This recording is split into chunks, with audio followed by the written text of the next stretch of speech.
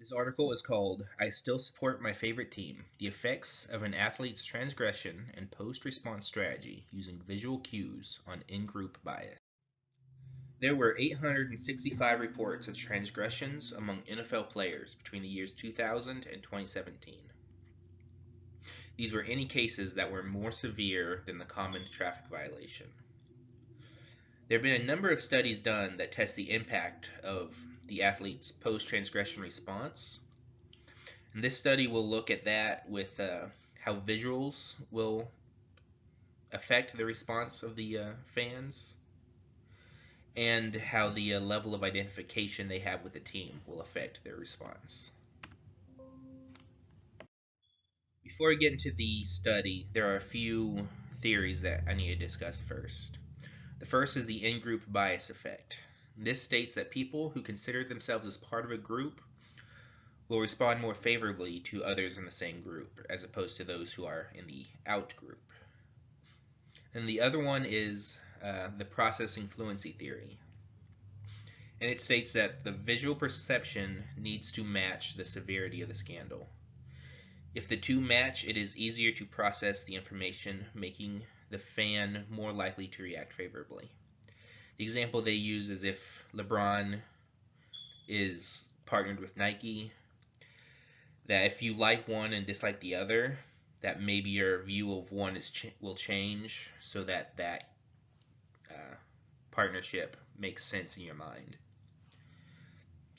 And for this study, they've found that circular shapes have a softness or feel comfortable, while angular shapes have more of a hardness or are more reliable.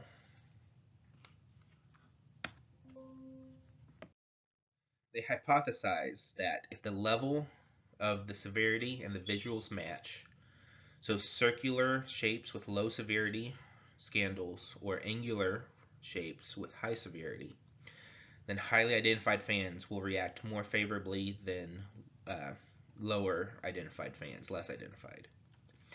And if the level and visuals do not match, then there will be no difference between highly identified and less identified fans. Finally, if the scandal is too severe, the fans will not be willing to forgive, regardless of the visuals used. They used 128 U.S. residents and randomly assigned them to different scenarios involving a fictitious player for the LA Dodgers.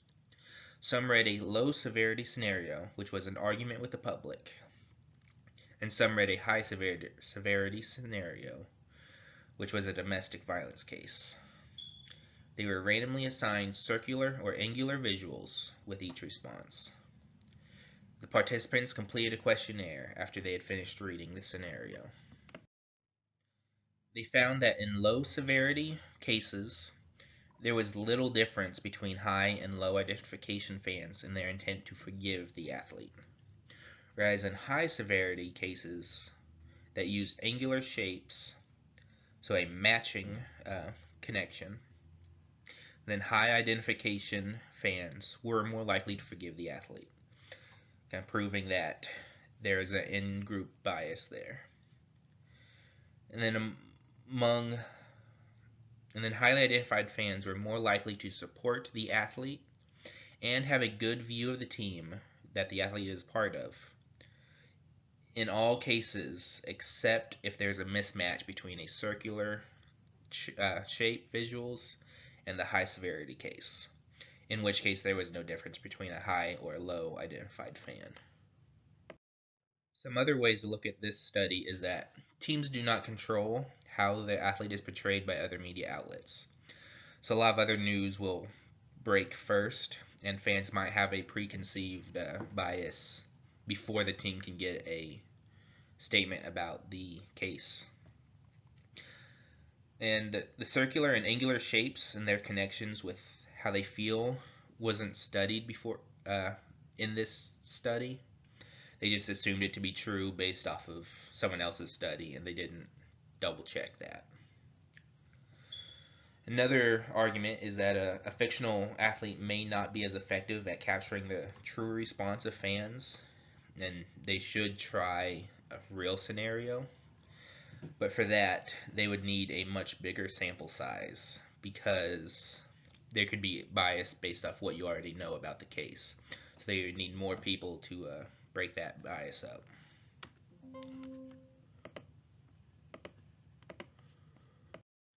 And this is my reference for this study.